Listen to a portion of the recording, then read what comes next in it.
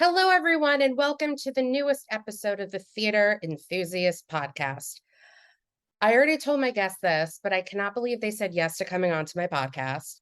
I'm kind of freaking out a little bit that they said yes.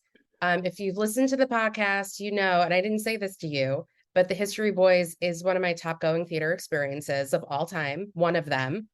And I just Great. kind of gave away who it is. So please welcome, I'm just going to embarrass him a little bit now. Two-time Tony nominated and Olivier nominated actor Samuel Barnett. Did you hear that? I love that. That's great. All right.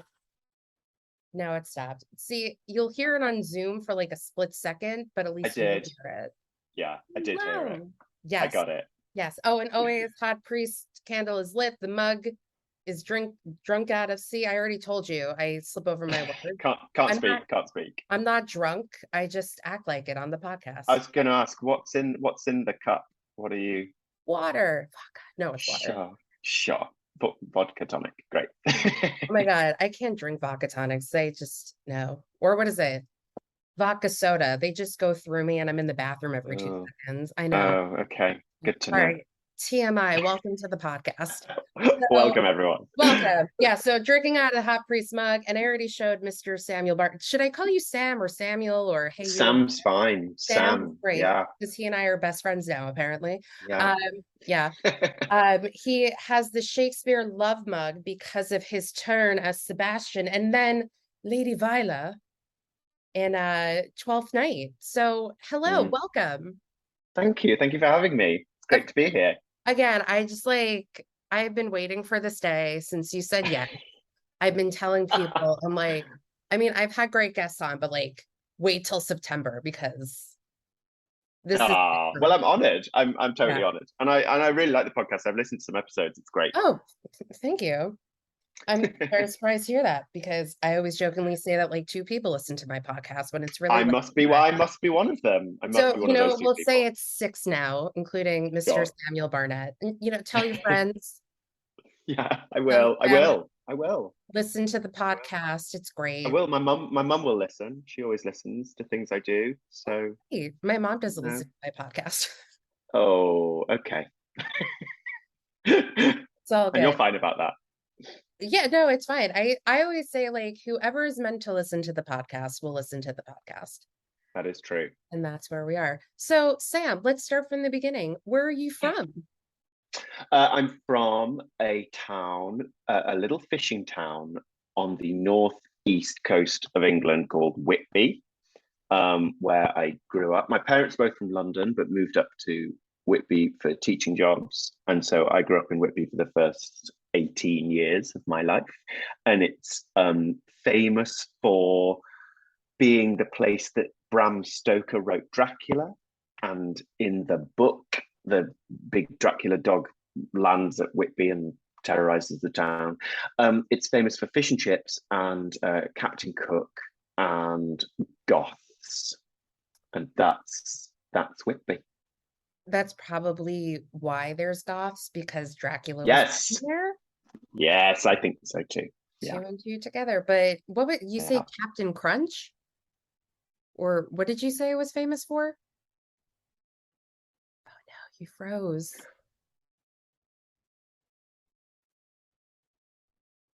I've Oh, frozen. there You're you are. back. I can hear Yeah. you. We're Okay, back. We're back. we're good. We're We're back. back. Freezing We're happens. back. I don't know if it's you or It's if it's gonna me. happen. We're on a Zoom I call, don't know. It's everyone. we're transatlantic. We're gonna freeze Yeah. occasionally. But what were you saying? I didn't get any of that. Did you say Captain Crunch? Or I totally No, I I said Captain Cook, oh, Captain who Cook. Okay. but dubious figure now because of colonialism and all Oh, of that. So yeah, yeah. Well, yeah, UK, America, and sure, other sure. colonialism thingies that are happening. Mm. So, what first got you involved in doing theater? I did theatre from the age of 6. I think my first role was as a mouse in Wind in the Willows in the local amateur dramatic society version of that at the Spa Pavilion in Whitby. And I did dancing lessons from the age of like 9, and I did school musicals and school plays from like all the way through secondary school. And I just continued from there, really. I didn't know I wanted to do it professionally. Mhm. And I didn't think doing it professionally was an option for someone like me because weirdly, I thought drama school was for professionals or people who could like really act and not for someone like me who just did it because I loved doing it.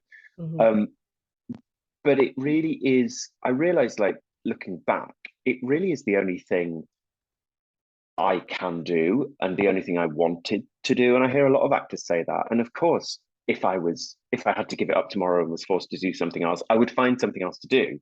But while that's not the case, I Yeah. really do feel like it's the only thing Mhm. I'm good for. So yeah, it felt like the most natural thing to go and do, even though I didn't think I would be, good enough or whatever. Yeah. But turns out I was okay at it. So that's good. Yeah, I mean, I think you're doing pretty well all these years later, I'm still doing it. So it's doing it, working out. you know. Yeah. Is it true? I saw on your IMDb page that your friends filled out your drama school application. Yeah, my first boyfriend filled out my drama school application because I just wasn't going to do it because I didn't see how it would be remotely possible. Also, financially, I didn't see how it would be possible because back then, drama schools now are all sort of affiliated with universities. So you get the same kind of student loans and funding that you would get for any degree course. But back then, most drama schools were not degree courses. So you paid privately, and I didn't really have the money to even pay for the auditions and the travel down there. Um, so I don't really know how I got through all that. I did get a scholarship to go to drama school. I went to LAMDA for 3 years, and I got in there, and then I had to audition for a scholarship, and I got that, and therefore was able to go. But if I hadn't had funding, I would probably not be in acting now at all. So I'm really, really lucky to have got that. Yeah. And well, that'll come up later on the Inside the Actor Studio questions of what profession. Okay, great. Yeah. Would you like other to? Yeah, you'll hear it. So, Okay, great. how was your experience at Lambda? Oh, it was great. I mean, I made friends for life with people there. We're all still in touch. It was um, fantastic to be able to devote all of my time to acting. I probably worked harder at Lambda than I've ever worked in the industry, just because the hours were so like, you'd go in at 8 a.m. and sometimes not leave till 11 p.m. And those are sometimes like filming hours. But it was really, really, really intense. And I think what I learned there was a lot about what not to do. I think I learned about undoing bad habits that I'd picked up, not from anyone else, but habits that I'd formed as an amateur actor. A lot about sort of getting in my own way, really. And I'm still still learning 21 years later to not get in my own way. But it was a lot about sort of stripping away bad habits because I think fundamentally you get better with practice, but I think fundamentally you can't. I don't know if you can necessarily teach acting. Maybe you can, but I think what you can teach. I think in a way what you can teach is what not to do.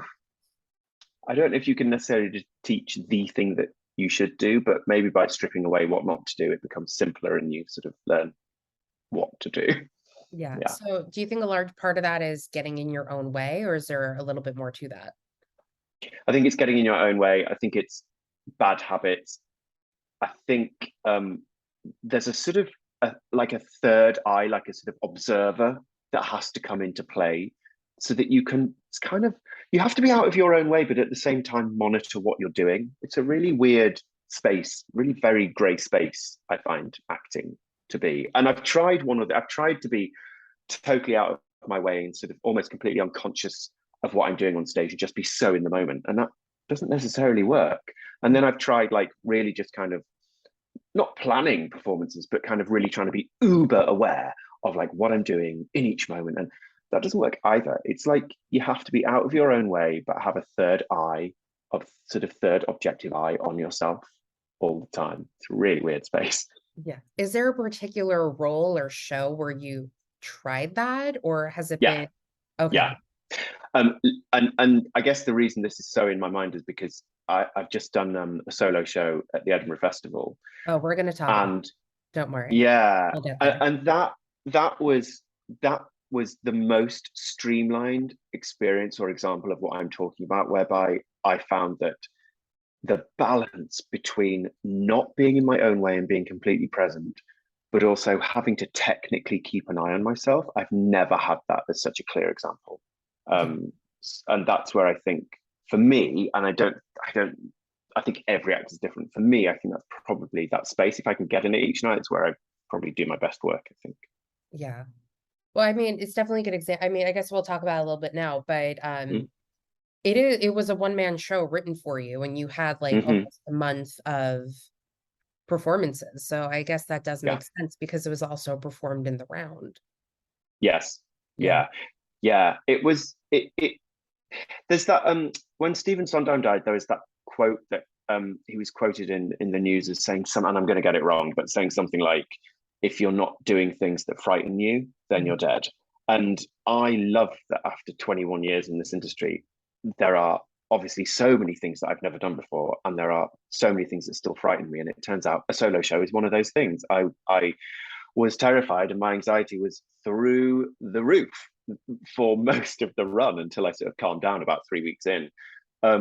It was very exposing, and I was genuinely frightened and kept thinking, why am I putting myself through this? And then once I was kind of doing the show, some shows that feeling never left me, and I would get to the end of the show and still think, yeah, why am I doing this? And other shows it would just feel glorious, and that would leave and I could just get on and do it.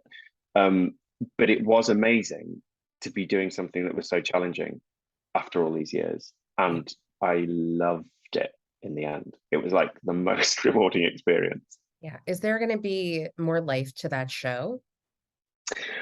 We hope so. I mean, our lovely producer, Francesca Moody, she's, I think intent on world domination, and quite right too. I think we're talking about all sorts of touring and things all over the place. New York, Maybe hopefully being one of them. I was So going to say maybe that'll be your journey to New York, where you have a yeah, reason, wink, wink, to come yeah, to New York. yeah, exactly. And then I Yeah, could see it. I really hope so.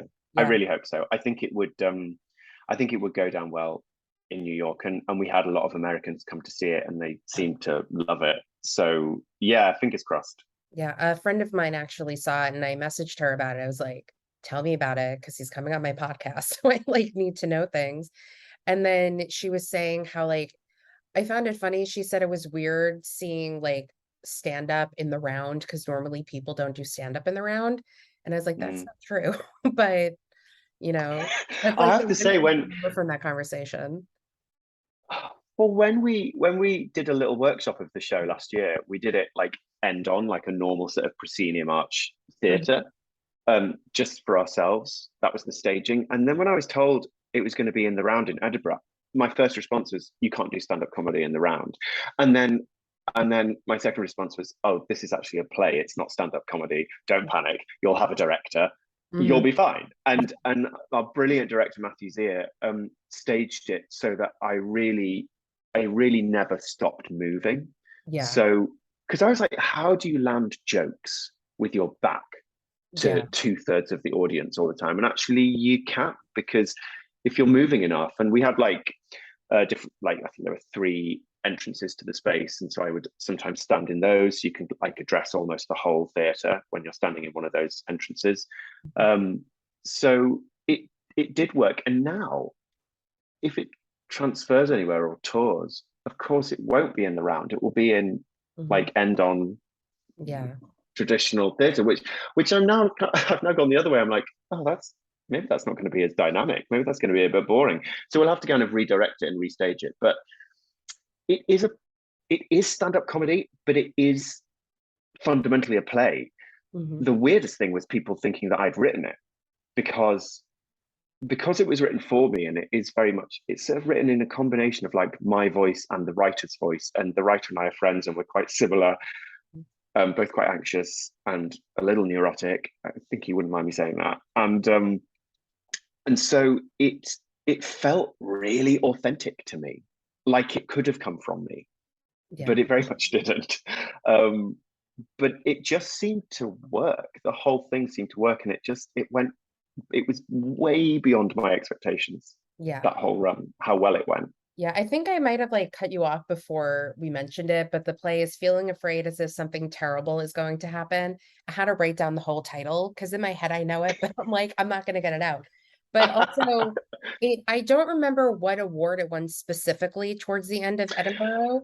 We won 2 awards, which was amazing. In the first week, we won a stage. Yeah, I won a Stage Edinburgh Award for the acting, and then in the final week, we won a Fringe First, which is like the biggest Fringe award there. And that's really for the play, for the writing.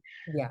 Which I was thrilled we got, because honestly, I think the writing is so good, and it's almost so good you don't notice. You almost don't notice how good the writing is because it's so good. It seems so effortless, and I'm so pleased that that was actually recognized. Yeah, my friend sent me a Google because she bought the script, but she's like, I didn't ship anything to America, so I didn't send you the script. So she sent me a Google Doc of like images. So she took a photo of like every single page, and I started to read it a little bit yesterday. I'm like, I'm really tired. I'm gonna research other things about him. So I started to read it a little bit, and it's really good, and it just is so smooth, and it is like it is a dialogue monologue, so it's a very easy read. So my Siri thinks I'm talking to it. So let's go back now a couple of years ago. So you graduate Lambda. What happens next? Well, I was really lucky that I got an agent in I think the first term of my third year at Lambda. So while I was completing my year, I was also out there auditioning and getting it wrong and fucking up and learning how not to do it in auditions. And I got out and I started immediately. I was so lucky. I started immediately in TV and theatre. I've always had I feel so fortunate about this. I've always had a good sort of combination of both screen and theatre, and I will always do theatre. And I think when I look at some of the actors I most admire and their careers and the kind of longevity, they always go back to theatre, and I love it. And I think it sort of resets me, and it helps me. It really helps me learn about acting all the time doing theatre, which you can then apply on screen, for me anyway. But I got straight into, I did an advert, and then I had like one line in a sitcom, and then I got a supporting role in a sort of Britain's answer to the X-Files.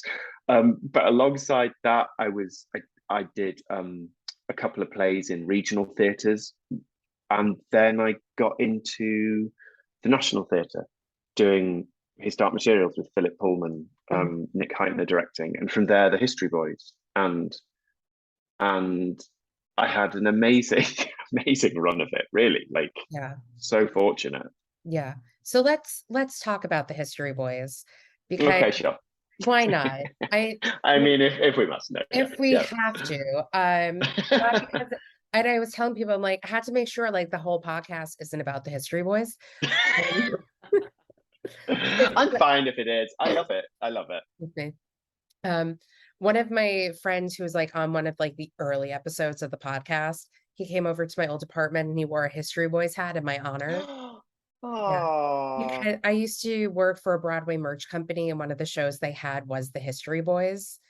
God, I don't even have a History Boys cap. I love all the merch. I have nothing for you. I have a it's fine. History Boys poster. Look, I'll look on eBay. It's fine. Yeah. I'm sure they have something. I have like a very large History Boys t-shirt that I couldn't find. I'm like, I don't have to show Sam. I just need to have it out for myself. And then I was like scrambling. I'm like, I don't have time to look and I can't find it. I'm like, the mug is fine. So you actually worked a lot with Nicholas Heitner, and he also, I think he directed Center Stage, which means a lot to like people of my generation. Yeah. So how did the History Boys come about? Because that was like what, 2 years out of your life, and you traveled the world with it. You did a movie, which I also want to talk about the ending of the movie and the play, and the radio play of it too. Mm-hmm.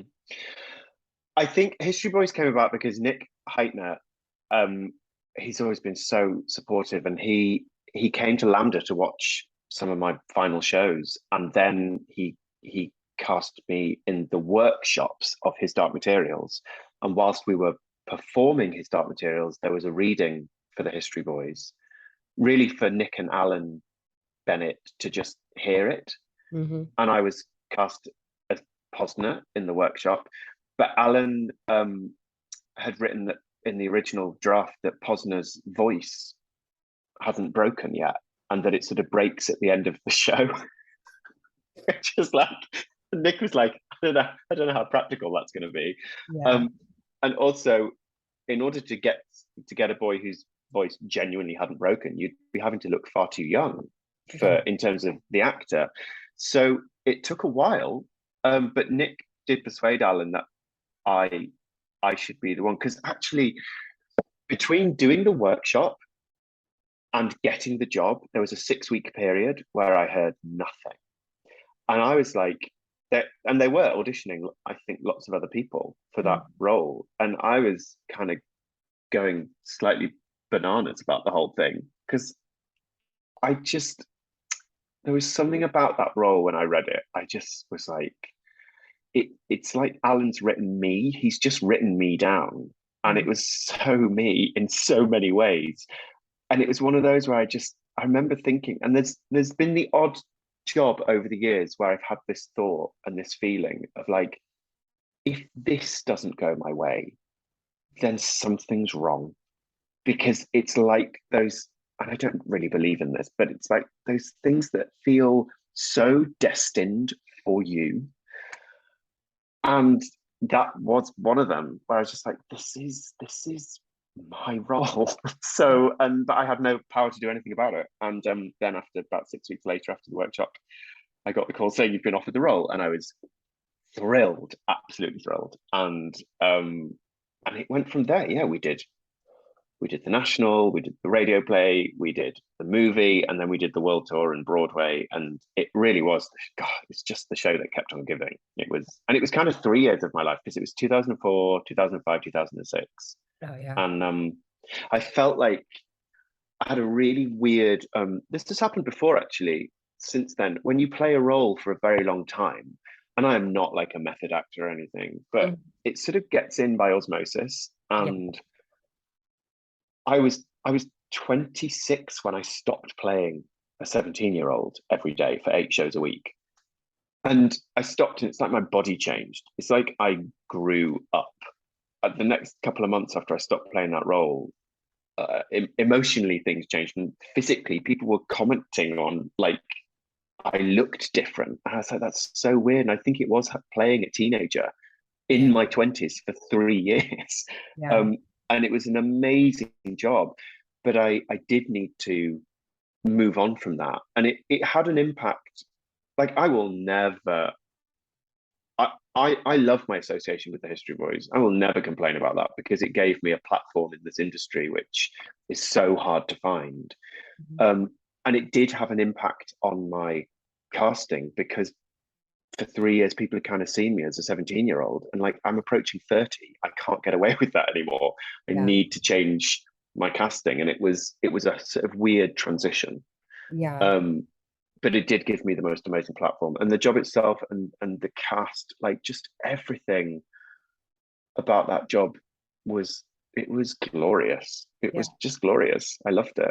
I mean, all of you have moved on to such fantastic things. I mean, Jamie Parker and Olivia, he played Harry Potter, like on the West End Broadway. He was in Becoming Elizabeth. You know, we all know about James Corden and Dominic Cooper and Sacha Darwin. He's on The Great, and you did another show with him. And Andrew Scott is still doing like TV, and so is Samuel, whose last name I can't think of. Samuel Anderson. Yes. Yeah. Andrew Knott. You mean Andrew Knott? Who did I say? Andrew Scott? Oh my God. Andrew Scott. I'm thinking of Hashtag the hot obsessed. priest guy. Hashtag obsessed. I was like that. I was saying it out loud. I'm like, I don't think that's his name. But I'm going with it. It's okay. Yeah, no, it was funny because he's doing, not to talk about like Andrew Scott for a second, but let's talk about Andrew Scott. I love we Andrew could just Scott. talk about Andrew Scott the whole time. When I was in London 5 years ago, he was doing a production of Hamlet. I'm like, I can't sit through Hamlet. And then like years later, I'm like, I should have seen it because it's the hot. Isn't it on NT Live? Didn't they do an NT Live broadcast? Meaning that you can get hold of it. Probably. I mean, I did see an NT Live of his Noel Coward show that I can't think of the title of. Oh yeah. I know what you mean. I can't think of it either, but yes, I remember at the Old Vic. That was, I think. Yeah, but also I don't think I can sit through 3 hours of Hamlet. Okay. You don't have to. I mean, nobody's making you do that. I mean, last time I sat through 3 hours of Hamlet, it turned out I had a sinus infection. So I was sitting there like suffering. Do you think it was brought? Yeah. Do you think the sinus infection was brought on by 3 hours of Hamlet? Because if that's the case, you don't want to sit through another 3 hours because who knows what you'll get next time. I don't know. It wasn't also a really great production of Hamlet, so maybe. Okay. I'm not saying who was in the production. No, let's not say. You can tell me later. Yes, but sitting through 3 hours of Hamlet with a sinus infection, I was like, this is not great. Yeah. No. Yeah. No. You don't need to repeat that. No, I would, because he's in the new Lena Dunham movie, Catherine Called Birdie, and there was a review that said like from hot priest to like hot medieval dad. Fantastic. We'll all go and see that. Yes. Well, anyway, Andrew Knott. So yes. I think I know the reason why this happened. But why did they change the ending to the movie? Was it because they couldn't do the flash forward scenes in the film? Not to spoil anything. No, it's just they just wanted a slightly different ending for Posner. My ending was slightly different.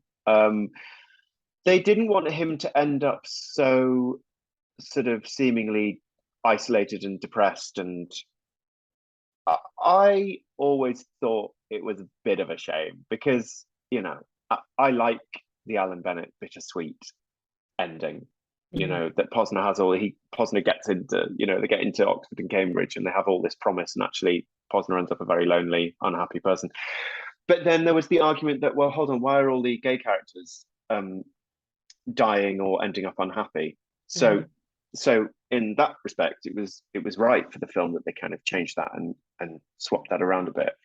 I mean, I just think I'm so glad we have the film. Like back then, there was no NT Live. There is no real record of the show.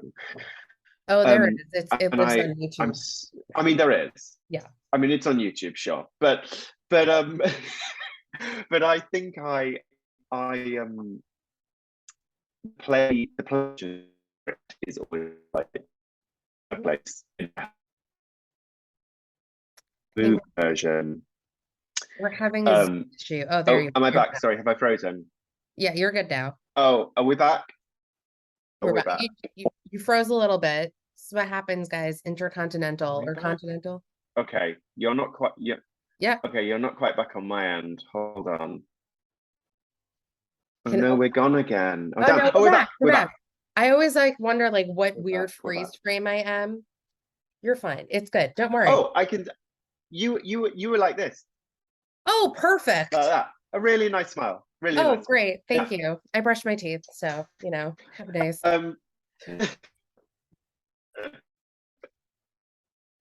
I think we froze again, guys. Oh, should we riff more? Oh God, it's cutting out again. No, it's fine.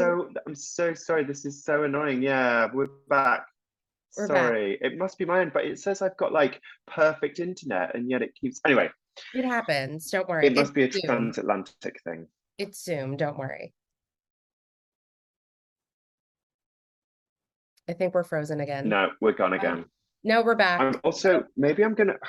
We're frozen again. This is terrible. This is terrible for your podcast. Sorry, podcast listeners. This is But that's what makes no, it so great. It's really rough and ready to go. I'm moving rooms. See if that Yes. makes a I like how I difference. got a So mini tour of where you're staying.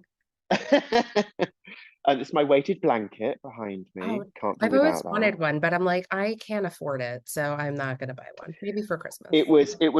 It was a present for me, so I didn't even pay for it. So this is why I'm affording this because it's a present.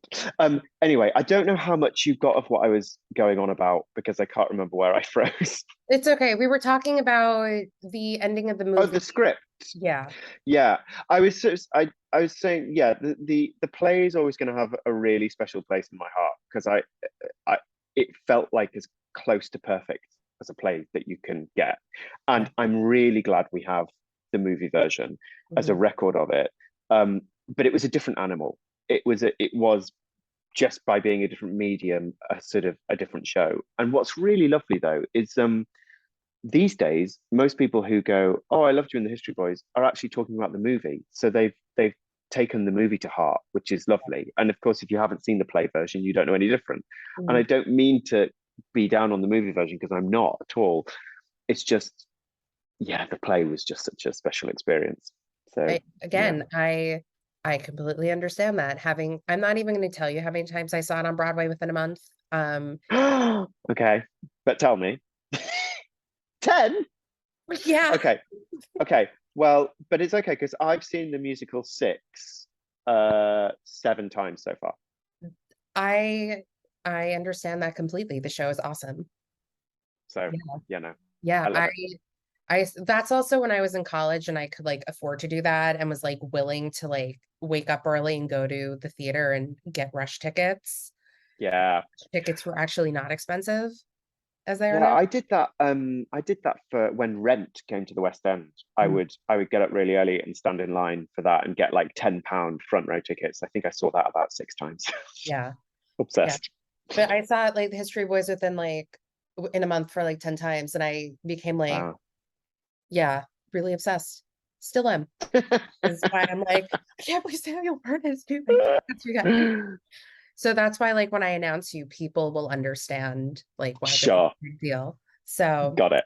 yes. So the History Boys is done. So you were saying Hmm. that, do you think it was a little typecasting for you? Because you were saying how, for these 3 years you were playing a teenager and it was kind of hard for people to maybe see you differently or like they noticed that there was a change in you physically.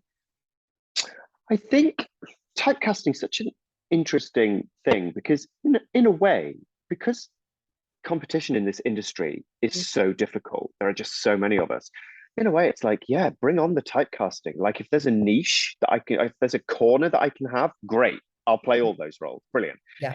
It's more that I was in this weird transition of being sort of still looking young Hmm. but too old to play those young roles anymore, but not old enough to actually play my age or around my age, sort of not looking old enough. And that seemed like it went on for years. But I realize now that what that's meant is I've played some really interesting roles because I my casting isn't, and I don't think ever has been completely obvious.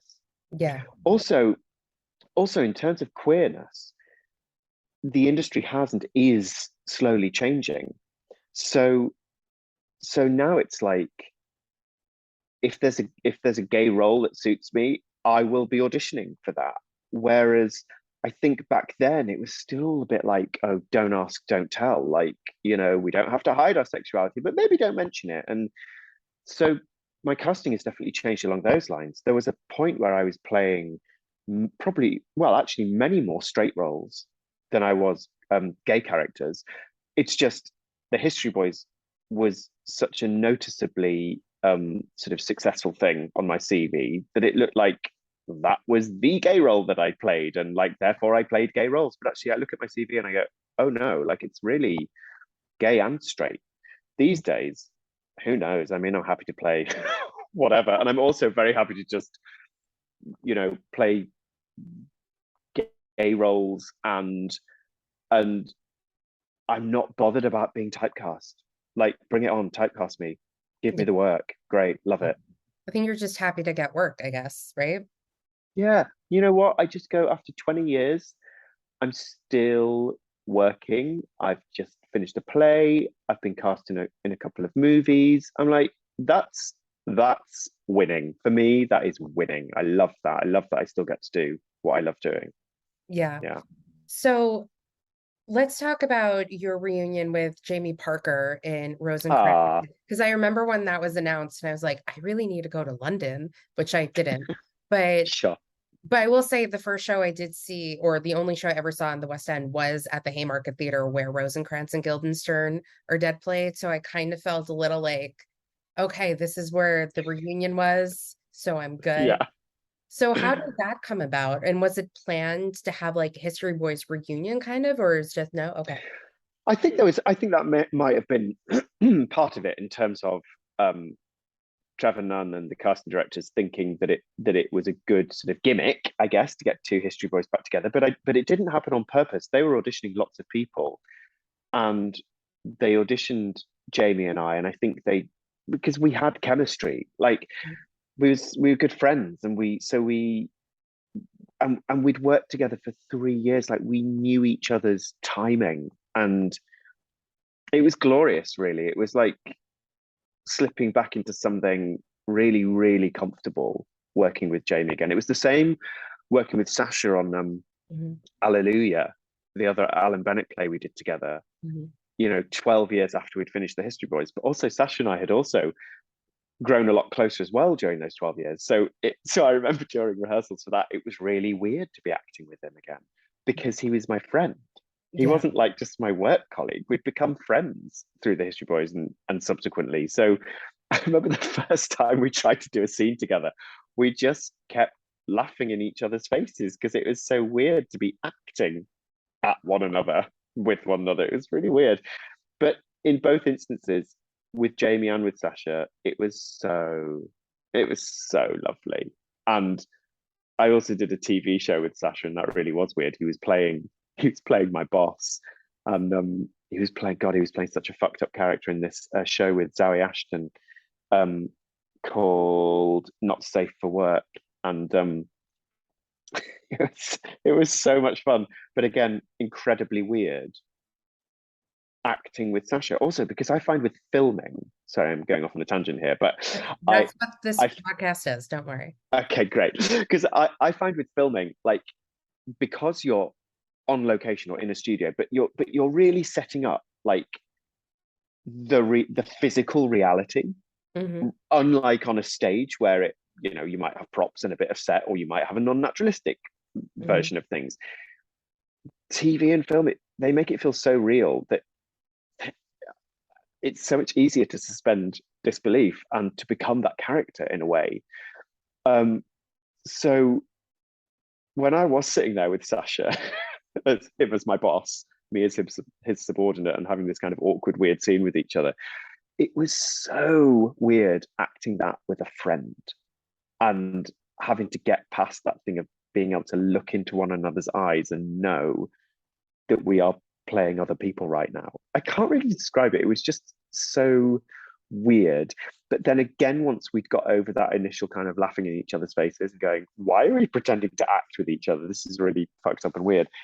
It was glorious because I was working with someone whose timing I understood, and Yeah. who's, and also seeing, because I'd seen Jamie and Sasha, do one role for 3 years, and they'd seen me do one role, and suddenly we were all playing other people, and I was just kind of watching them going, God, they're such good actors. Like, they are such good actors. So it's amazing. It's acting with your best friends and admiring them at the same time. Yeah. That's always great to see and hear, especially since, like you said, you've seen them play the same role for so many years and you've known them for so many years. So that's really Mm. exciting. So, because we are a little time strained. Let's Mm. move on. So, how did Twelfth Night and Richard III happen? Was that also an audition? And what was Yeah. it like performing at the Globe? Because I feel like it's kind of incredible. Look, I was told early on in my career that if you're lucky, really, really amazing jobs come along once every 10 years. And right at the beginning, I had History Boys. And then 10 years later, I had Richard III and Twelfth Night at the Globe.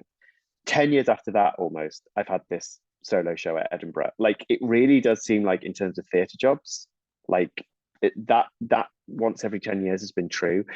And Richard III and Twelfth Night was just an audition. I'd never done Shakespeare professionally. I'd been out of drama school for gosh, how long? 11 years at that point. I'd done Shakespeare at drama school and hated it, and I didn't really enjoy watching it. I didn't really enjoy doing it. And these roles came up and I jumped at it because it was Mark Rylance and because it was the Globe. And thank God Tim Carroll, the director, had a method that he used for Shakespeare, and he stuck religiously to it, and I followed it religiously, and it worked. It unlocked Shakespeare for me in a way that I didn't think was possible. And also, again, you know, and it really wouldn't and shouldn't happen now, but getting to play women, getting to play those female roles at that point in my career when I was still in this weird gray area of too young to play, looking too young to play my age, but being too old to play however young I looked.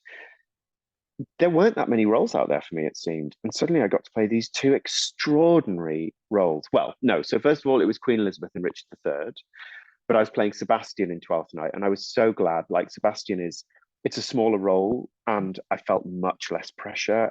I felt like I could find my way. But then, God, the Globe experience is amazing because you really do feel that contact with the audience in a way that you just don't really get in many other theatres. And there's something so immediate and unpredictable about all of that, completely freeing.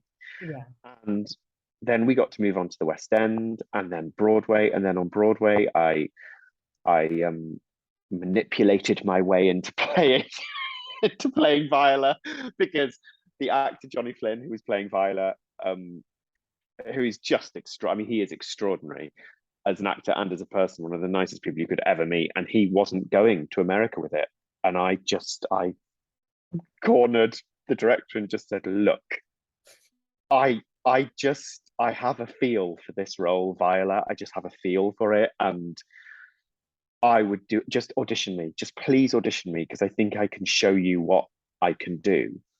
I now can't remember if I auditioned or not, but I got the part, and I, you know what it was, as a gay person, and the kind of queer roles that were around at the time for someone like me, there weren't really any gay romantic lead roles that I was getting offered. And I related to Viola because I related to unrequited love. And same as in Posner and the History Boys, that's what I've related to. And I related to all those feelings that Shakespeare puts into that character, regardless of the gender. And I just had an instinct for it. And it was another one of those roles where I went, gosh, if this doesn't go my way, then something's off, because I feel it in my bones. I just have a feel for this. And it went well. And I did it. I got, to play Viola on Broadway. And not only that, to be nominated for an award for doing Shakespeare.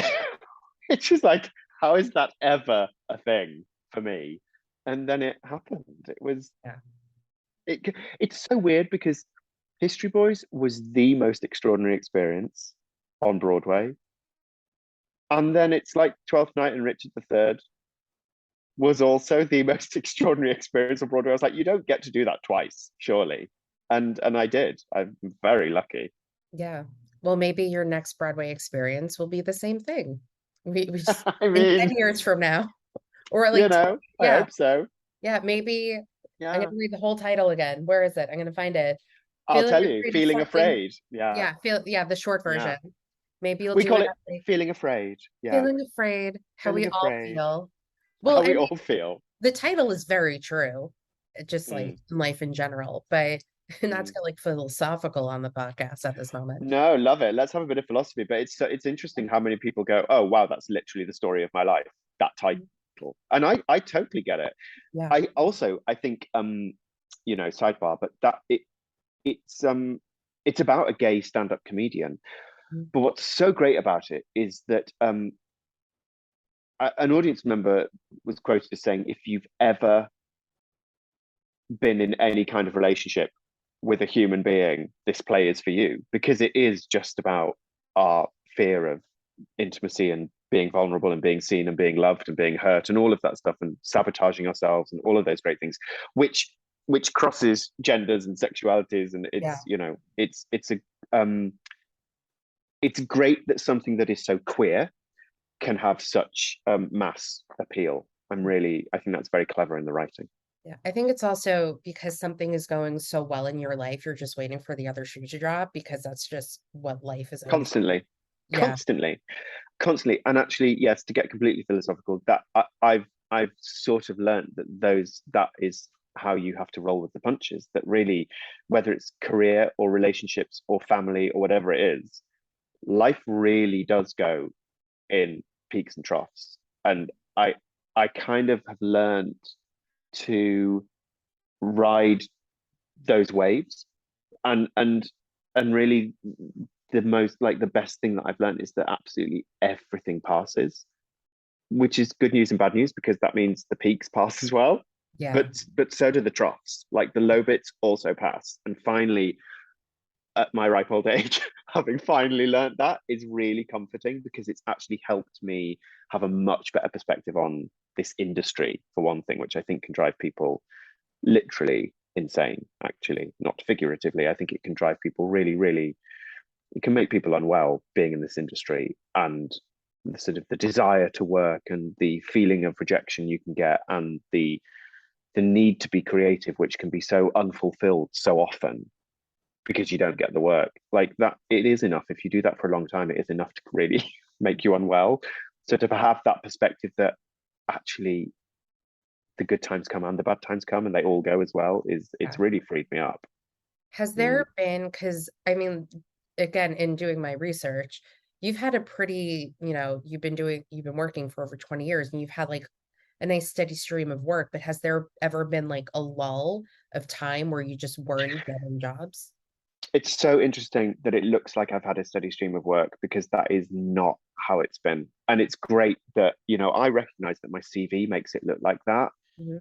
my resume, because when I look through it, I'm like, oh, you did this year and this year and this year, but actually I worked so right from the beginning, I have never, ever gone job to job to job, ever. There are always gaps, sometimes 4 months, sometimes 9 months, sometimes 6 months. The longest was 2019, where I had 2 days. No, I had 2 weeks filming at the beginning in February, and then I had 2 days filming in December. I think I had 4 auditions in the intervening time and no work, and that was it. And that was not the first time that's happened. It was the longest. I also recognize how lucky I am that it was only nearly a year that I didn't work for, because I also know some people who don't work for 2 years, 5 years, and then suddenly get a job. So I recognize my privilege in that. For me personally, it was weird. Talk about silver linings.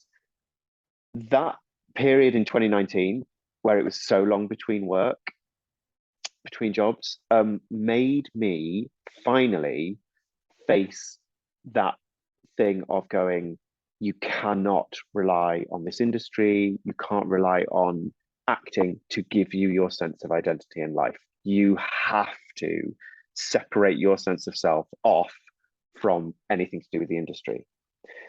And the reason that was so good that happened then was because suddenly 2020 and 2021, we have a pandemic whereby no one really, apart from the very privileged few in terms of our industry, suddenly most actors were not able to work.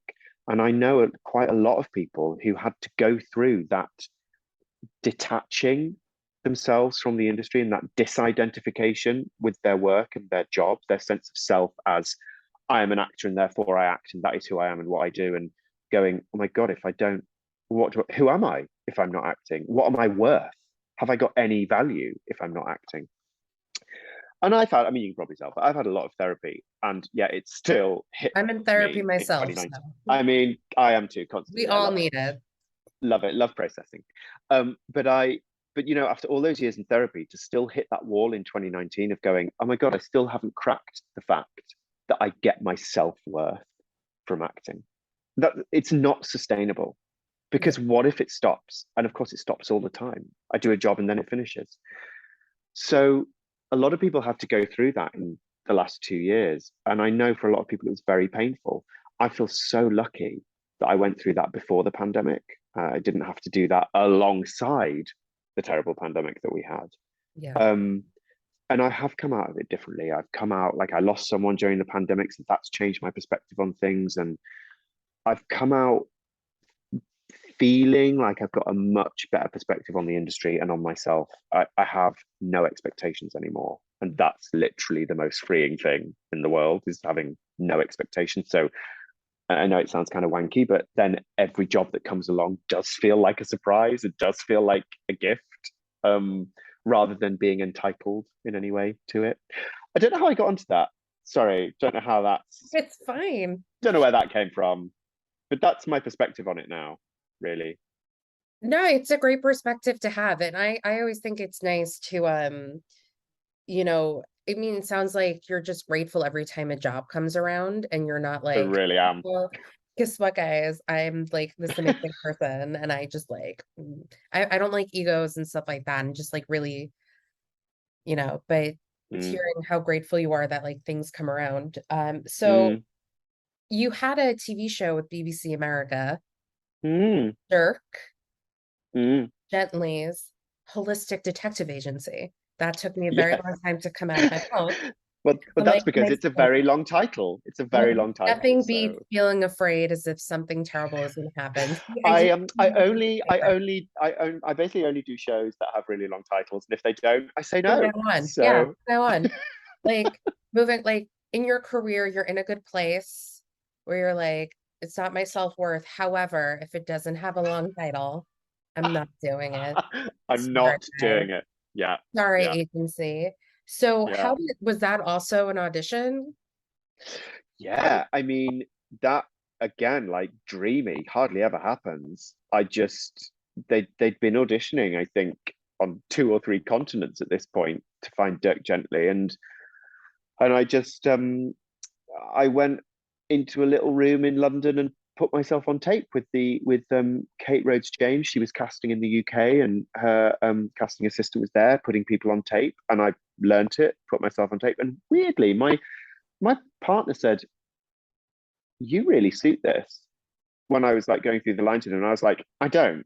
This is not me at all. I don't really get it. I mean, I'll just say it quickly.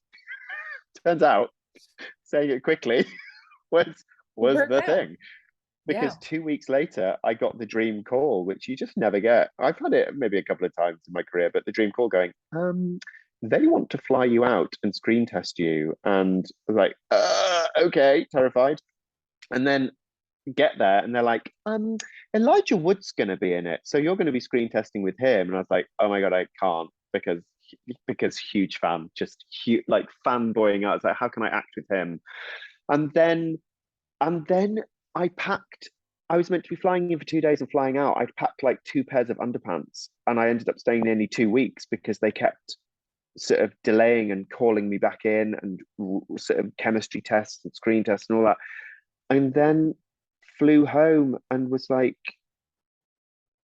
I it was weird. It was another one of the, again, I know I've said this, but it was another one of those where I was like, in my bones, Mhm. this job's mine. And then I got the call at 3 a.m. because obviously LA was what, 8 hours behind. And I got the call at 3 a.m. saying you got the job, and I cried. I burst into tears because I was suddenly terrified about doing it. I was so terrified about doing it. Yeah. And it was an amazing experience. And yeah,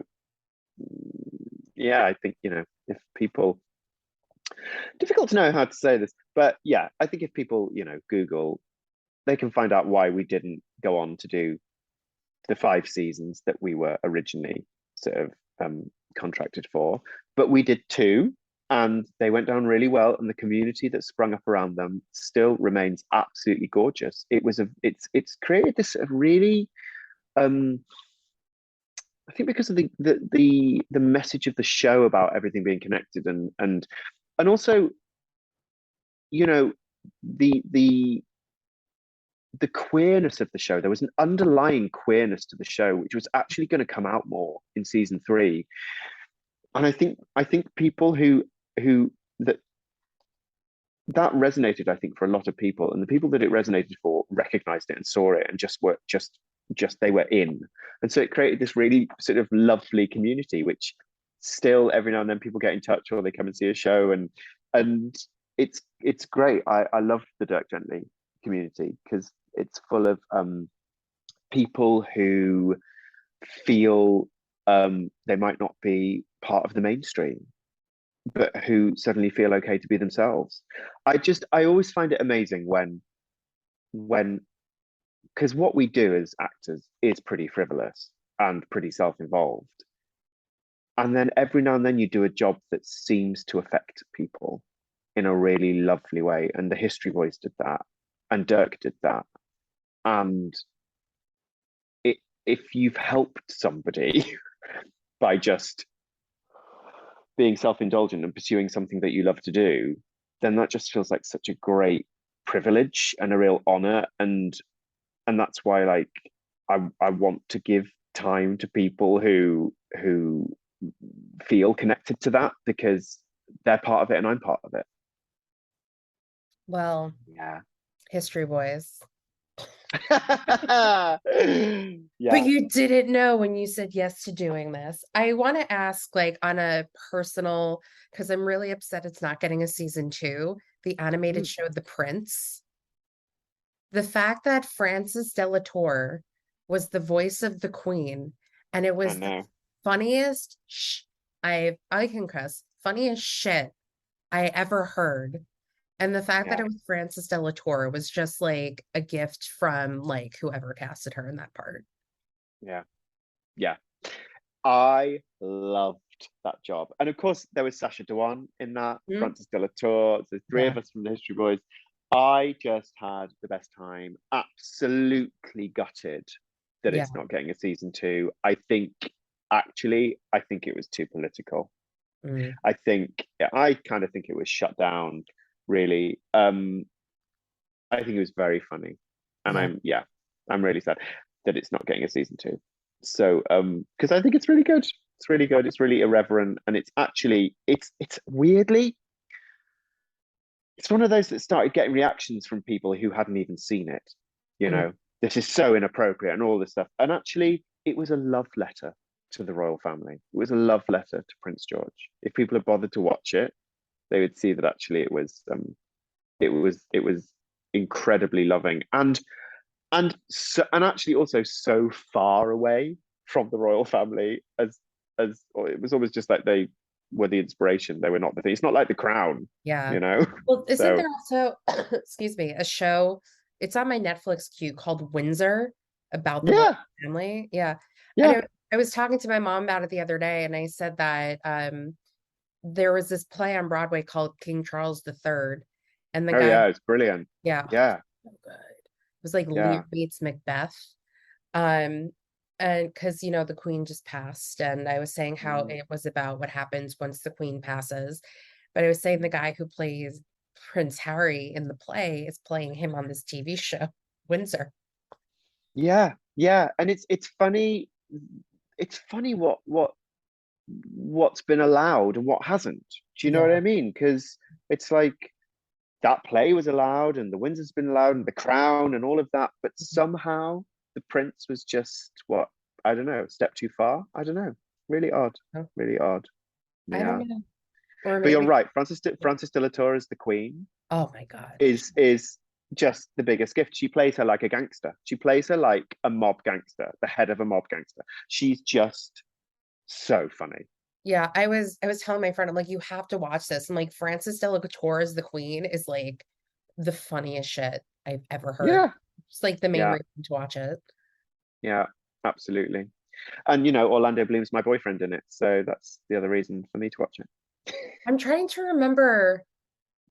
Because Yeah. I play Donald, and Donald and his partner. Oh my god, I can't remember what his partner is, but he's in a relationship with one of the other servants, and that's voiced by Orlando Bloom, who I didn't get to meet or Yeah. anything, but nice that he plays Good. my You boyfriend in an can, alternative reality. when I was in high school, I had a cardboard cutout of Orlando Bloom as Legolas, and he was my boyfriend. So This is weird.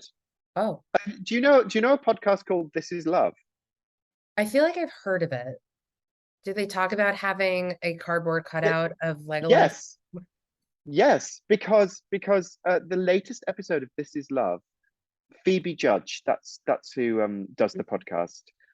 The latest episode, I believe, is about um fans and fan fiction, but also interviewing mainly this person who just adored Orlando Bloom. Hmm. I'm sure it was Orlando Bloom. Anyway, they had a big cutout.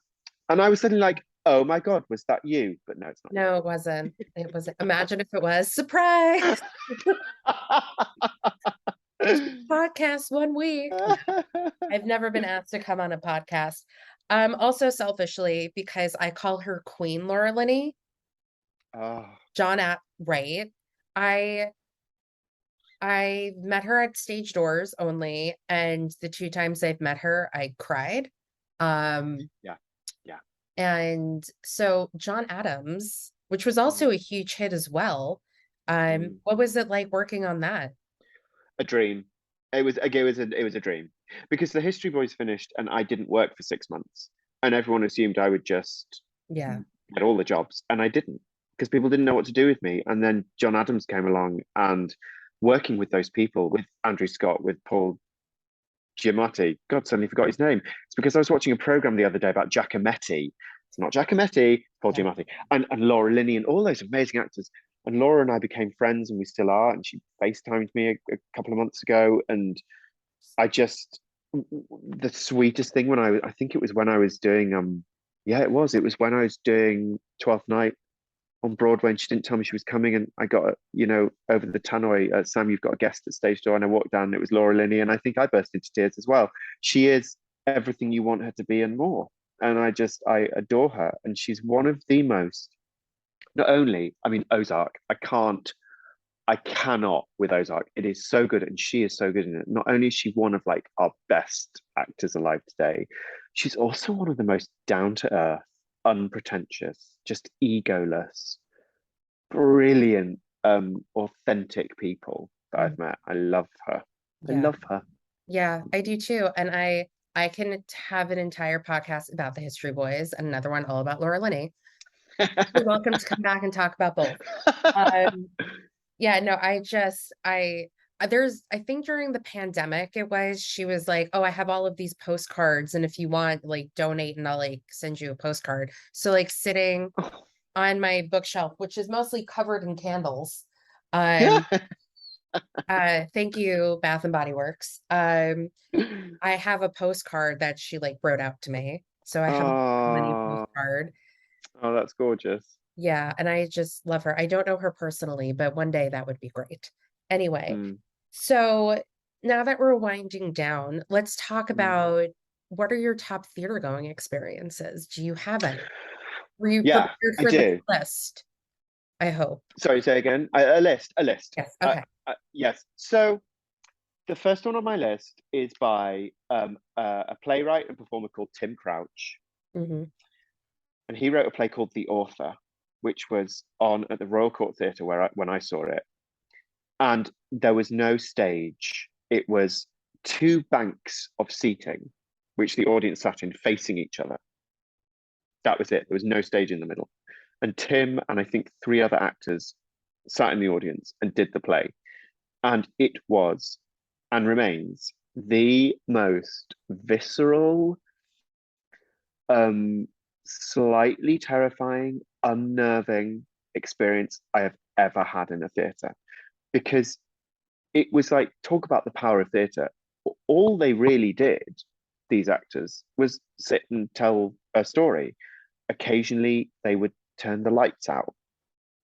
And it was the most sort of pure form of theatre and storytelling that I've ever seen.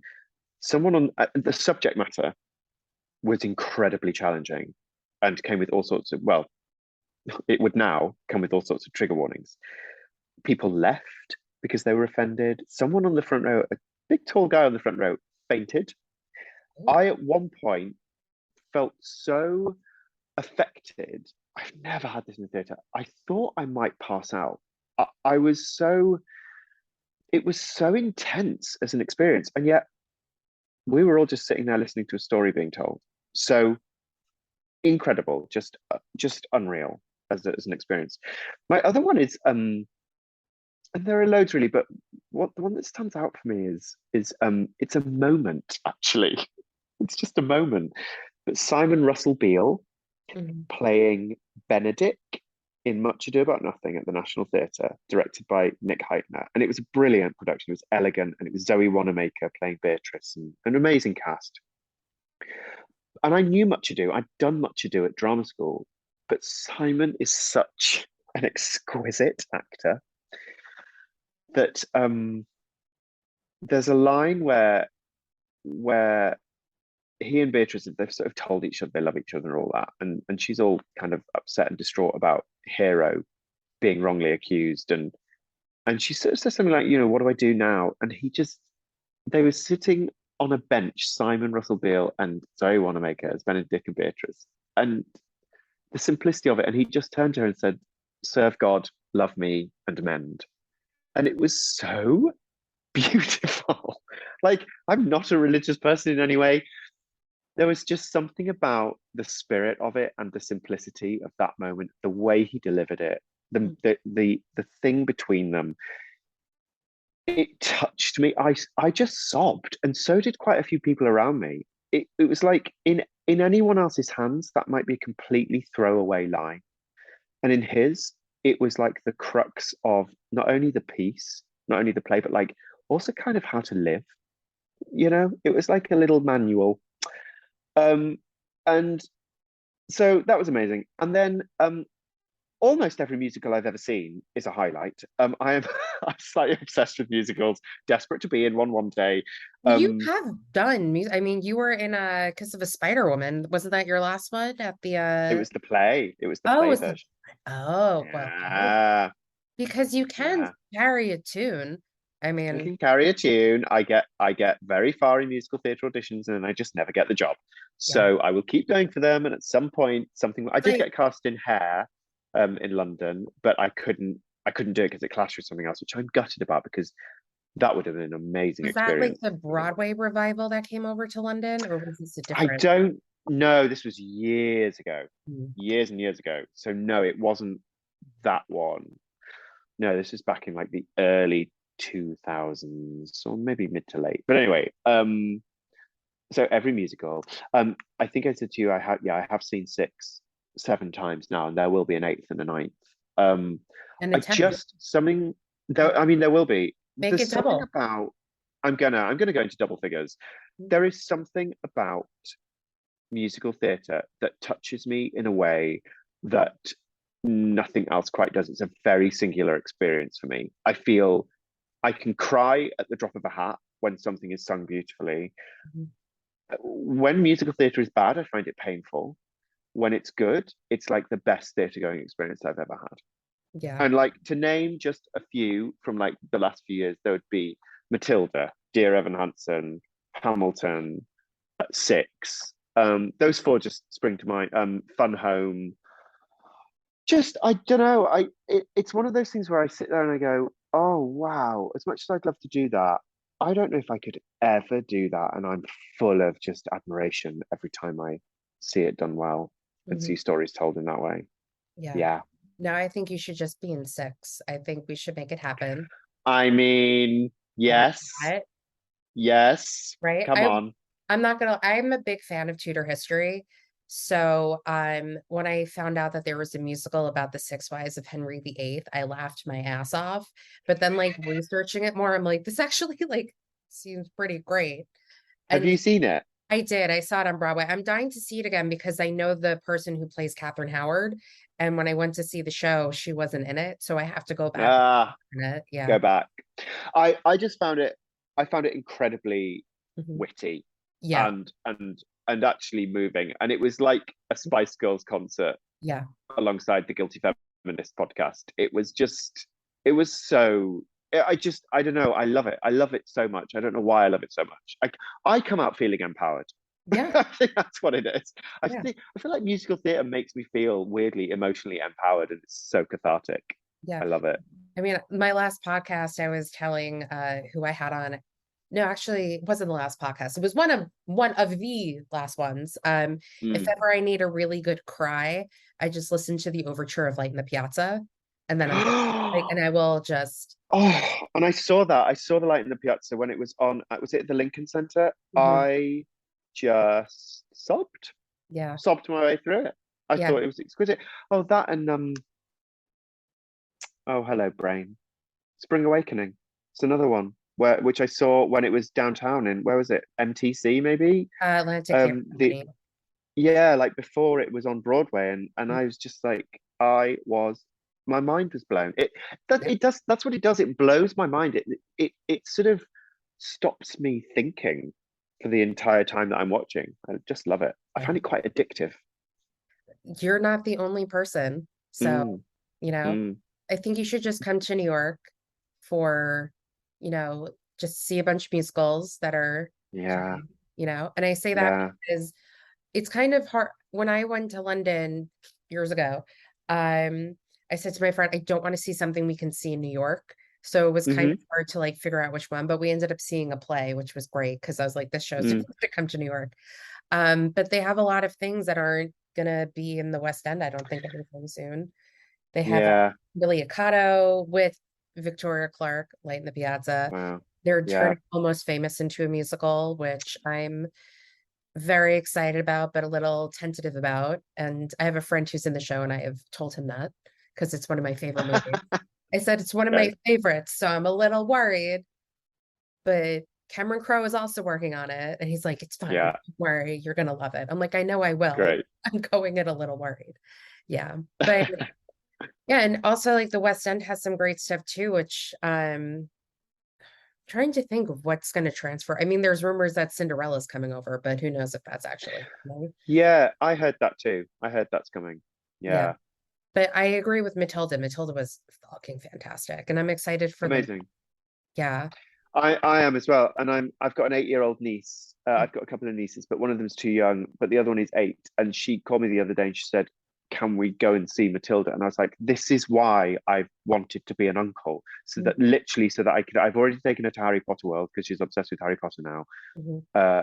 and she also loves musicals. And I was like, when is she old enough to take to see Matilda? She's old enough when she asks to go, and she asked to go. And I was like, yes, we're Yeah. going. And I can't wait. And it will be my 6th time seeing Matilda. Again, I saw History Boys 10 times, so no judgments. No judgments. Any other theater going experiences before we move on to the next? No, I can't think of any, which is terrible because I was making my list and I was like, I know there are others that I've forgotten. I mean, A View from a Bridge, the Eva Van Hove one that I saw with Mark Strong at the Young Vic. And I guess, although I didn't see it live, I only saw an NT live version, but Streetcar Named Desire with Gillian Anderson, again at the Young Vic. I mean, I saw that that in Brooklyn. It was it's incredible. a it, it's like it would be a dream for me to do anything with Gillian Anderson. Like that's I don't really have I don't really have roles in mind that I want to play, Hmm. but there are certain people Hmm. that I would just it would be everything Yeah. to do something with them. Well, Yeah, that was she's going to one of lead them. into the next question, which was dream roles. But if you don't have Oh any, God, I mean that's yeah. terrible. Dreamlands, I'm useless. I would love to do a musical. It would have to be the right fit for me, obviously. And also I feel a bit presumptuous because, people train for years and years to do musicals and I haven't. Um, but I can sing and I would love to do that. I would love a crack at I mean, who am I? I would love a crack at no one will ever come and watch it. I'll just do it for myself in my front room. I would love a crack at a Hamlet one Yeah. day. Listen, Having done, do it in the park. Just like I'm come just down there, yeah, guerrilla yeah, campaign it, Samuel Barnett, yeah, Hamlet. yeah, It's Shakespeare. You don't have to pay royalties to do it. exactly. I'm just gonna do it one day, just even in the bathroom. It's a I auditioned when I auditioned for drama school. It was, I I chose Hamlet speeches as my audition speeches, and again, it's just one of those roles where again I just go, I just feel like I know what to do with this. Mhm. Like I get it. But even from like the age of 18, there was something about it that I got, which was so naive because it's one of those roles that as you get older, obviously you understand more about it. But there's something in it, and I would love to do that. But in terms of other roles, I really don't know. I really Maybe don't there know. can be like, I know that they're doing a musical version of Hamlet somewhere in New York. Are They're they? workshopping Wow. one, but maybe they'll do a musical version of Hamlet in the UK Yeah, and you will yeah. get cast in your musical of Hamlet. And so two birds, Maybe, maybe. yes. So now that we have like 1 minute left, let's do Oh this. no, sure. Yeah, Yeah, yeah, yeah. Of really quickly. Okay, so course. inside the actor studio questions. What is your oh, Oh. I'm getting a FaceTime from someone, which is very odd, and I don't know why this Oh. person would be FaceTiming me. Maybe a butt dial. Who You knows? know what? Probably. Hold on one Yeah, second. yeah, No, no worries. No, weird. we love Okay. this. What is, and my phone is on do not disturb. I don't get it. What is your favorite word? Oh, I don't know how to say it, and it is one of my favorite words because I like the feel of it in my mouth. um, is it homogeneity? Homogeneity. I don't even know what it means. It's about everything being the same and homogenous. I think it comes from homogenous, homogeneity. I'm sure I've seen it written down. I like anti-disestablishmentarianism because I don't even know where I learned that word, but I learned that word when I was a kid, and it was so long, and I used to really like writing it down and Yeah, spelling it it's the and saying it. longest word in the English language as opposed to That's probably what it is. yeah, Yes. supercalifragilisticexpialidocious, which I cannot say that Uh, words, but Julie Andrews still can. no, she Um, can. yeah, well, she's the queen, literally. Mm, Um, what is your least favorite word? d- uh, oh no, that's a hard one. Oh no, I can't think of a least favorite word. I don't have a least favorite word because I because I don't say it if it's my least favorite word. Well, I mean, So I I don't know have what least it is. favorite words, but I don't say them. It's fine. We can move on. What We'll turns move you on? on. Sexually or You know what's so funny? Daniel Radcliffe, when he did Inside the Actor Studio, he said the same thing. And then it was like, well, these are your students. So the full question is, what turns you on creatively, spiritually, or emotionally? But he usually just said, well, what you turns you you made me fall. You made me fall into that trap. Then, creatively, spiritually, emotionally. Do you know what? Genuinely, what turns me on is again, it's going to be really wanky, but connection and heart. When Yeah. I see things, it doesn't matter what it is, what kind of media it is, whether it's like painting or I don't know, the news or a play or a musical, whatever. When it has heart and connection, I am just there living for it and loving it. And that is on a spiritual level and creative level and a personal level and familial level. Like in every way, I need connection. And when I don't get it in the art that I consume or the friendships that I have or whatever, I just die inside. And I think I've spent quite a few years slowly getting rid of those things, people, things that don't feed connection for me. Yeah. What turns you off?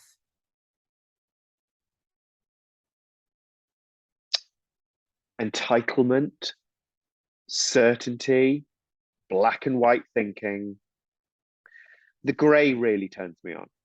The grey. Yeah. Because I think I used to be very black and white, and I think the older I've got, the more I realize it's all grey. What's your favorite curse word? Fuck. It's a popular one. Just fuck.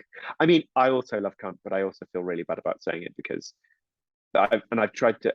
I love cunt because let's never edit that. I love that though Again, I don't because edit, so you're good. Samuel Barnett. I love cunt. I love it because it got used so well in the History Boys by Francis de la Tour to such great effect, and it was like the last taboo swear word in Britain, and for me as well. Like it was the one you did not say, and then I just got so used to using it. But because it is also a part of anatomy, and part of the female or people who identify as female anatomy also, I feel actually I instead of using that, I go more for dick because I don't want to support the patriarchy. So I will go for a male genitalia word as Or a curse instead word of just rather than using the word, just say you're a vagina and then just be like, you can yeah from there. yeah. But I prefer you're a fucking dick. So Yeah. there we go. I usually say you're a fucking asshole. Yeah, great, Yeah. great. But of course, it's so different here because we don't say asshole, we say arsehole with ARSE. So Yeah. it doesn't Well, it's sound the as good coming accent. out of our mouths. It's an awesome. Yeah, it's Yeah. us. I know, like fucking asshole sounds so much better. Yeah, Well, you know what? You can use that and then you'll thank me thank one you. day. I'll When you think of come you every back to New time. York and then I somehow find you somewhere, I'll be like, Well, I mean, we've met 20 years ago. No, yeah. not 20 years, 16 We years think ago when that we had our it picture feels like it's taken. 20. Yeah. I was Does trying feel to like it's find 20. that photo and I was like, I think it's on an old like disk drive I have somewhere, but Oh, wow. yeah, Wow. yeah. Yeah. What sound or noise do you love? The washing machine. I do. I find it really comforting. There's nothing I wrong think with it that. must be. I think it must be from being a kid. You Very must love comforting. doing laundry then, right? I do really like doing. I don't like putting laundry out, but I Mm, like putting laundry in. I understand Yeah, that. There's something kind of nice about it. I yeah. live in an apartment building, so it's always a battle to get like a dryer. So doing Oh, it laundry, must be. yeah. Yeah, Usually when I go home to Long Island, I bring my laundry with just me. just take it all. So you're from Long Island, I am. which is. I mean, I said I wasn't gonna, but of course that's where the play Straight Line Crazy. It's all set kind of um around Long Um, Island. oh, So well, yeah. I haven't seen So it yet, but I'll let you know after I see yeah, the let me know what work. you think. Let me know I what you think. will. Yeah. What sound or noise do you hate? Is it the dryer? I'm just joking. What sound or noise do I hate? I'm quite it's maybe more of a it's a collection of things probably because I find it quite difficult to get to sleep. And if there is any noise at night, so noises at night, I'm like, I cannot be doing them with them. They make me irrationally angry. Yeah. Trying to think like if you were to come back to New York doing a show and the sirens. I would be putting earplugs in. Yeah, Yeah. I get that. What profession, see, we're circling back to this. What profession other than your own would you like to attempt? Well, so having had so much of it, I'm going to be one of those awful people and say, I think the only other thing I would want to do is to be a therapist. I think I think I've been in and out of therapy all my life, and so it's really natural to me. And especially the therapist I've had for the past however many years, it's so extraordinary. She's taught me so much about being a human being, and I think I've picked up a lot. I am yeah, I know myself a lot better, and I feel like I sometimes can see how other people work, and so I think it would be a really natural move. Also, as an actor, you're constantly having to just get inside the mind of someone else and figure out, well, why are they doing that, or if it's not clear, or if it's badly written, you have to make up reasons for why they're doing it. So uh yeah, that's probably what I would do. Yeah. Well, this is total side note, has nothing to do with this questionnaire, but would you ever want Mm. to direct something? I so I'm quite good at diagnosing what could be better in a scene or in a play, diagnosing what might be in the way when someone's acting. Can't necessarily do it for myself, but I'm quite good at doing it for others. And so I've taught a bit as well, workshops and things. But I'm not where I'm so I'm good with like specific and detailed stuff. Where I'm not good in life in general is the overview, the big perspective, the bigger picture. I think you just have to have that as a director. I don't have that vision. I'm not a writer and I'm not a director. I don't have original thoughts. I really don't. Like, give me a script and if it sings for me, I can run with it. I can give me that source material and I run with it and work with it and it starts a sort of creative cascade in my brain. But I don't have the original ideas. And I think as a director and as a writer, obviously you have to have that. So no, I might have a desire to direct, but I don't think I'd be any good at it.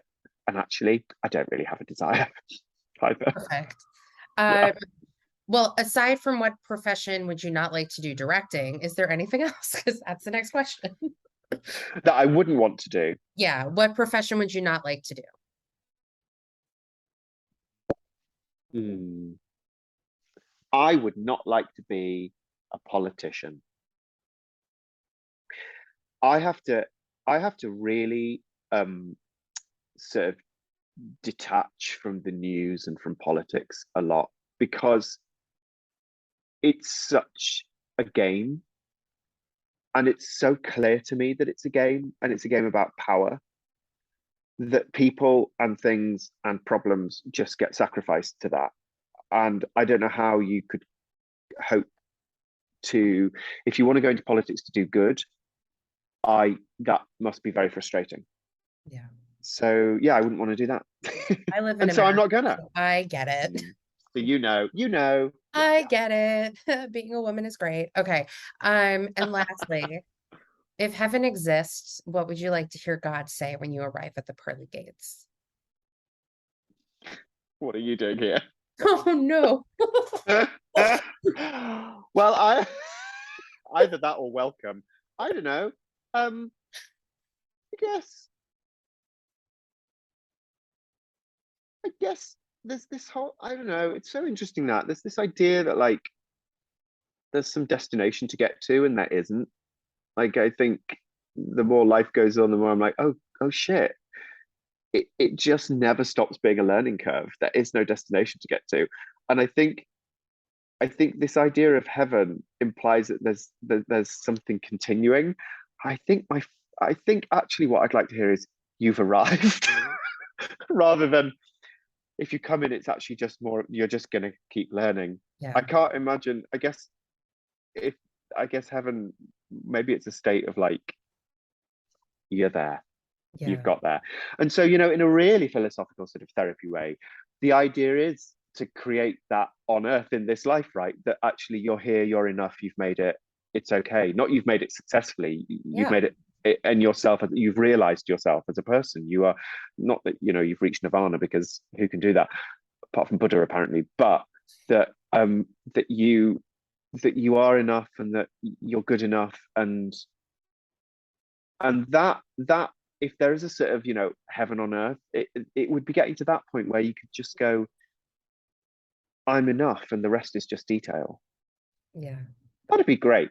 Maybe if God said that to me, you're enough and the rest just detail, I'd Yeah. be like, okay, I'll come in, thanks for having me. And as Mr. Lipton would say, here are your students. And then they would be like, I'm a third year acting major. You ask me what this is, or like, this is my question. It's funny. One of the times I saw the History Boys, James Lipton was actually in the audience. Oh wow. Hmm. And I Yeah. used to usher at the theater where they filmed it. So I've been to many and inside the actor studios before. Wow. Yeah. Not to also like be one of those people, but I was on TV when I asked Matt Damon about Stuck on You. Oh So my, stop it, just stop it right now. I Love will. that. I'm done. I love that. Yeah. What a great claim to fame. Yeah. Thank you. I used to have my own YouTube clip, but it's not there anymore. I did not put it up. Somebody did. But Okay. Yeah. And then what? Somebody removed it because it's Yeah, not I don't there know what anymore. happened to it. I was like, oh, I have a Rude. YouTube clip. I'm very cool. And That's then so it's like rude. not How dare there. they remove it? I know, right? Well, we have the podcast now and it lives on the interwebs somewhere. True. Apple, True. Spotify, other places. So yeah. Yeah. I know that you do need to go, but I did want to ask one more hmm question. hmm So you've done West End and Broadway. What have you found to be the biggest differences between the two? Um, I think there was, and I. It's difficult saying this because um, this isn't to put the West End down in any way because they're just different places. Yeah. But there was such a strong sense of connected community on Broadway that I didn't necessarily experience in the West End. Maybe it's because of like even the location of the theatre we were in at that point with that show where it was slightly away from some of the other theatres. But it was glorious both times on Broadway, being next to other theatres. And on the History Boys, we shared an alleyway with the cast from a chorus line. And we used to hang out in that alleyway and like we all became friendly and like there was a camaraderie which I just loved on Broadway. This really strong sense of union. And I mean that actually in all ways, like really strong unions, but also union between people. Mhm. And I loved it. And I think maybe actually if you're doing the musicals in the West End, maybe there is that. I haven't had that experience. So maybe there is that really strong community among the musicals in the West End. But certainly there was no delineation, it seemed, on Broadway between plays and musicals. Everyone was just there doing their job, and I loved it. So it was that sense of connection and community that was really strong on Broadway. Ticket prices, that's the other big difference to be mentioned. Um, and what else? No, I think that's it. That's the only things I can think of right now. Community and ticket pricing. Yeah, yeah, from the sublime to the mundane. Oh Yeah. my God. I was telling people during like these readings I was directing over the pandemic, I was like, I'm curious to see what they're going to do price wise when Broadway comes back. What have they done? Nothing. It's still Mm. expensive to see stuff. So as I told you, because I have the COVID, I missed Harry Styles. Mm. And my friends and I saw Into the Woods last Saturday. And I said, Into the Woods was more expensive than our Harry Styles tickets. Yeah, yeah, yeah. How was Into the Woods? Oh, it was wonderful. So I Mm. saw it at City Center, and then my friends and I, they were selling tickets for their opening night, and we went. But Brian Darcy James wasn't in the show, and I really wanted to see him as the baker before he left. So I literally got off a cruise ship in Florida that morning, flew to New York, and then saw Into the Woods that night. And then like a Oh few days wow! later, it's like you have COVID. Um, Great, great, yeah. great, great. But at Uh, least you got to see it before you had the COVID. So Exactly. thank I God. still miss Harry Yeah, Styles, which I will never be okay about. But and I will keep mentioning it until the day I finally see him in concert. quite Um, right too. thank you. I agree. But yeah, no, it was wonderful. And I'd love to see the new cast because Stephanie J. Block is playing the baker's wife and Mm. she's incredible, and her husband's playing the baker right now. And Mm. yeah, maybe again come to New York, see Into the Woods. I know. I would love to see that. I would absolutely love to see it. I don't think I've ever seen that on stage, and Yeah. I love it as a Yeah. piece. Yeah. I saw it, I think when my sister did it in high school, but they only did the first Mm. act. Um, yeah, apparently it was a good Great. show. And then when I was in Yeah. college, I did an acting for the musical stage class because I was an acting major, and I sang a song from Into the Woods. I'm like, I don't know the show, but I'll sing it. And so Oh, love that. yeah. Yeah. They're doing a version here now, aren't they, with Hmm. is it Terry Gilliam directing? Is it? I know that they're doing a It production. is. It's very Yeah. different. It's pretty much the city center like concert version, but on Mm, Broadway. So very limited set and all of that stuff. But it's still great. I mean, right. the show is wonderful, and they're doing Sweeney Todd, um, like with Josh Groban and Annalie Ashford. Uh, Yeah, I mean, I think that might be my favorite Sondheim score, you Sweeney Todd. should audition for it. Be like, called it Wow. like, I want to go to New York, be in Sweeney Todd with Groban. I auditioned for Anthony for Tim Burton's version when I was in New York. I can't remember, was it Twelfth Night or was it History Boys? Can't remember. Anyway, I auditioned for that. Clearly I didn't get it. Apparently I didn't get it. But You know what? You want to do a musical and you want to come to New York. I know. Two birds, one stone. I'm all Come about on. like making dreams happen for other people. If you listen to the If you podcast, I'm like, could, if do you could, this. that would be I great. have no connection. I'll manifest it for you. Samuel Please do. Barnett in Sweeney Todd as some Amazing. character because I don't know As Sweeney Todd something. well. As No, Anthony. as anything. Oh Yeah. God, I think I'm too old for Anthony now. Just be in the Also, ensemble. Is it Anthony? Is it Anthony or Anthony? That's terrible, isn't it? Which is it? Anthony? Well, Anthony? I should know that. I don't know. I'm American. We say Anthony, but I feel like UK people say Anthony. We say both. We say Oh, both. It depends interesting. on the person. Yeah. Yeah. My stepdad's family's Italian, so I lean towards the Anthony. Um, My uncle was an Anthony, but he's still spelt with a TH. So I don't know. I don't know. yeah, I Yeah. have no idea. Tricky. One last question. Hmm. Why do you think theater is important? Well, I think the pandemic has sort of shown why theatre is important because it does, it serves so many purposes. It shouldn't even be a question. I don't mean your question, but it shouldn't even be a question for like receiving government funding or receiving any kind of funding. Like, are the arts important? Should we be funding them? Should they exist? Like, it's one of the earliest human forms of expression, theatre. Like, it really is. And both for the people doing it, but also that communal experience of watching it in a live way, which is so different to watching screen, so different to watching film. Theatre is ancient and it holds up a mirror to society. It holds up a mirror to someone personally watching something. It makes you laugh, it makes you cry, it makes you feel, it makes you think. It brings people together in a sort of connected way that rarely happens. Like, why do people love sport? Why do people go to live sporting events? It's the game, but it's the theatre of it. It's the performance of it. And it's the same with theatre, whether that's, I don't know, dance or opera or musicals or plays. Its function is so fundamental to being a human being. People treat it like an add-on, like a luxury, probably because it is expensive to see.